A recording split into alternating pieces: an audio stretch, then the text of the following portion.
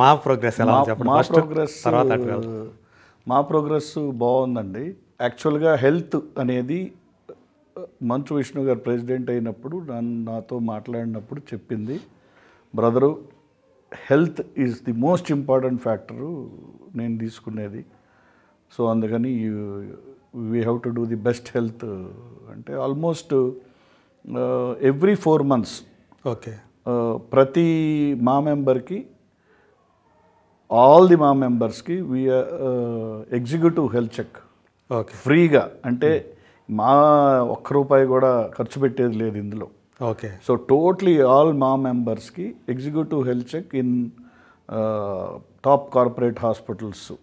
అంటే normal health చెకప్కి executive health checkup అంటే అన్నీ అండి, అంటే అన్నీ చేపిస్తారు. Series of all blood markers, అల్ట్రాసౌండ్లు, ఈసీజీలు, 2D ఎకోలు, అంటే ఎంటైర్ సెట్ ఆఫ్ మొత్తం బాడీ చెక్ టెస్ట్. ఏదో తూతు మంత్రంగా కాదు, టోటల్ బాడీ చెకప్ లాగా ఓకే ఇది ఫ్రీగా ఫస్ట్ మెడికవర్ హాస్పిటల్స్ చేశారు. డాక్టర్ అనిల్ కృష్ణ గారు మంచి ఫ్రెండ్, వారిని రిక్వెస్ట్ చేస్తే ఎస్ మేము ఫ్రీగా చేస్తాం, టు ది ఎక్స్టెంట్ బ్రేక్ఫాస్ట్తో సహా వాళ్ళే పెట్టుకొని చాలా బాగా చేశారు. అలాగే విత్ ఇన్ 4 months మళ్ళీ ఏఈజీ డాక్టర్ నాగేశ్వర్ రెడ్డి గారుని అందరం రిక్వెస్ట్ చేశాం.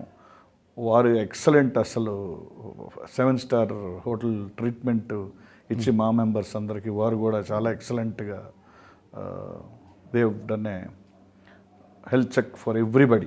ఇప్పటికి 2 సార్లు జరిగింది. ఇప్పుడు 2 సార్లు జరిగింది. ఇదే కాకుండా ఎవ్రీ 4 months, ఈ టెన్యూర్లో ఎవ్రీ 4 months వాళ్ళకి చేయటమే కాకుండా I think first time in the history of all మా మెంబర్స్కి ఫ్రీగా, అంటే ఇదివరకు ఎప్పుడు చేయలేదు. ఇదివరకు వాళ్ళు కట్టాలండి. ఓకే, ఫ్రీ చెకప్ అనేది లేవు. ఈ ఫ్రీ చెకప్ అనేది ఇదే ఫస్ట్ టైము. ఇది కాకుండా health insurance, health insurance card ఇంతకుముందు కట్టాలి. అవును, ఎవరు వాళ్ళు కట్టుకోవాలి. గ్రూప్ అయినప్పటికీ కూడా వాళ్ళ వంతు వాళ్ళది కట్టాలి. వాళ్ళది ఆ ప్రీమియం ఎంత ఉంటుందో అది ఎంత ఉన్నా కట్టాలి. సో ఇది ఫస్ట్ టైం విష్ణు గారు చెప్పినట్టు ఓకే ఈసారి ఫ్రీగా ఇస్తామన్నది.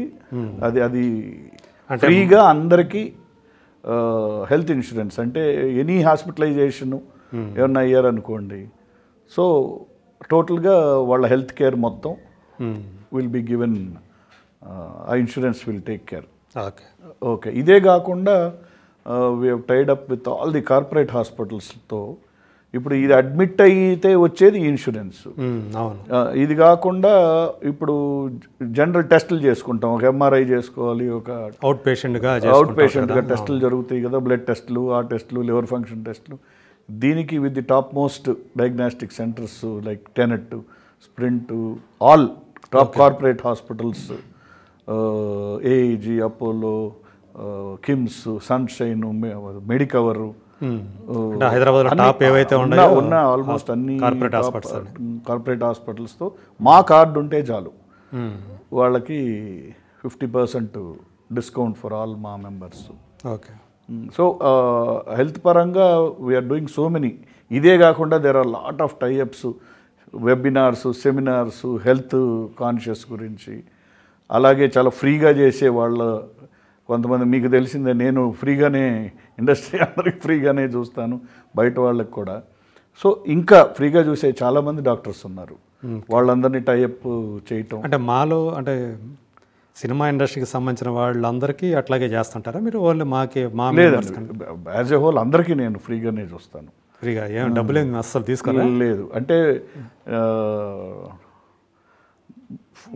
పీపుల్స్ డాక్టర్గా వైద్యం అనేది వ్యాపారం చేయకూడదు అనేది ఆయన రెడ్ స్టార్ అంటే అందులో కూడా పీపుల్ స్టార్ కింద లెక్క ఆయన రంగారావు గారు. అదే, సో ఆయన రెడ్ స్టార్, మన పీపుల్ స్టార్ నారాయణమూర్తి మన నాన్నగారు ఏమో రెడ్ స్టార్.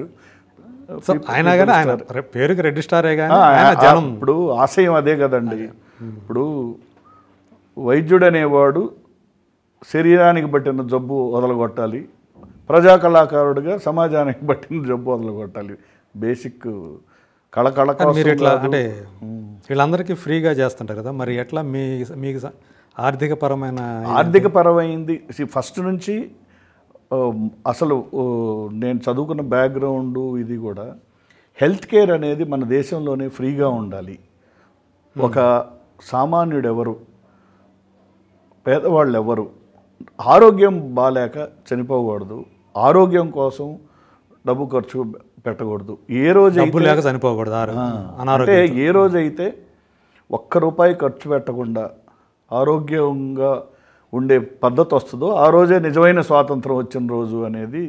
అంటే సిటిజన్ ఆఫ్ ఇండియాకి ఆరోగ్యం అనేది ఫ్రీగా ఉండాలి అనే ఐడియాలజీని నమ్మేవాళ్ళం. ఎందుకంటే మీరు ఇప్పుడు ఈ ఆరోగ్యశ్రీలు ఇవన్నీ దేర్ ఆర్ వండర్ఫుల్ ఆప్షన్స్ కదండి పేదవాళ్ళకి. అవి ఎలా ఇంప్లిమెంట్ అయినవి తీసేస్తే నిజంగా పేదవాడు కార్పొరేట్ హాస్పిటల్కి వెళ్ళి చేయించుకోవటం కానీ వైద్యం. సో వైద్యం అనేది బేసిక్గా ఇప్పుడు మీరు తెలిసిందే, నేను అబ్రాడ్లో చదువుకున్నప్పుడు నేను వెళ్ళినప్పుడు కమ్యూనిజం ఉండేది. రష్యాలో కదా మీరు చదువుకున్నారు? నేను ఎండి ఇంటర్నల్ మెడిసిన్, డిఎం గ్యాస్ట్రోఎంటరాలజీ. నేను వెళ్ళినప్పుడు 89లో నేను వెళ్ళినప్పుడు ఉంది, కానీ నేను వెళ్ళిన 1-2 సంవత్సరాలకి కమ్యూనిజం పోయింది. అక్కడ స్ప్లిట్ అయిపోయింది మొత్తం అంతా. కమ్యూనిజం అయ్యి అన్ని డివైడ్ అయిపోయింది కదా, యూఎస్ఆర్ డివైడ్ అయ్యి డిఫరెంట్ కంట్రీస్ అయినాయి. అంటే మీరు అక్కడ ఉన్నప్పుడే జరిగింది కదా? ఉన్నప్పుడే నేను I was witness for all ఇది మార్పులు అన్నిటికీ. సో గోర్బచేవ్ కాలంలో ఉన్నారు మీరు అక్కడ? గోర్బచేవ్ కాలంలో ఉన్నాను. ఆ కమ్యూనిస్టు ఉద్యమాన్ని ఎలా నిర్వీర్యం చేశారు, క్యాపిటలిస్ట్ వ్యవస్థ ఎలా వచ్చింది, వీటన్నిటికీ నేను ప్రత్యక్ష సాక్ష్యం నేనున్నాను. కానీ ఇప్పుడు కమ్యూనిస్ట్ వ్యవస్థలో హెల్త్ కేర్ అనేది ఫ్రీ అండి.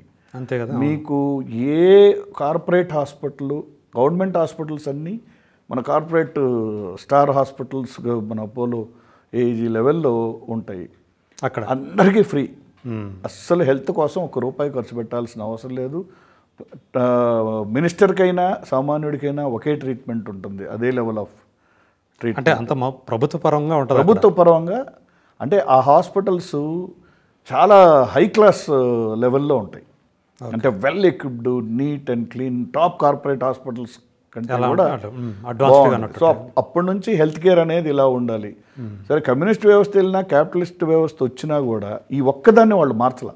ఇప్పటికి స్టిల్ గవర్నమెంట్ హెల్త్ కేర్ మాత్రం మీకు ఇట్ ఈస్ ఫ్రీ. మిగతాదంతా క్యాపిటలిస్ట్ వ్యవస్థే, మిగతాదంతా మారిపోయినాయి. అంటే వైద్యం పూర్తిగా ప్రభుత్వం చేతిలోనే ఉంది. ప్రభుత్వం చేతిలోనే ఉంది, ఫ్రీగానే ఉంది.